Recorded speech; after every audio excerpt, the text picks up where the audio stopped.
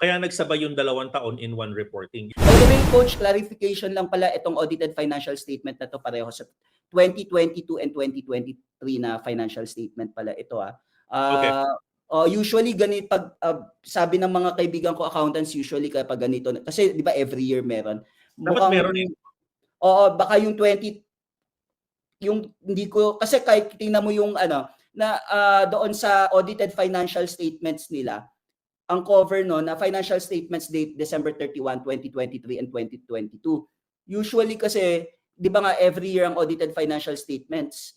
Sila lang makakapagpaliwanag kung bakit kasama 2022 dito. Pero usually kapag nangyayari yung ganon, kapag pina-revise ang audited financial statement, bakit i-revise?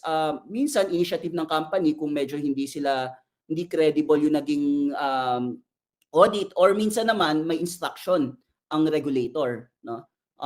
Tayo Kaya medyo nagsabay mag-speculate sila. lang tayo, ha?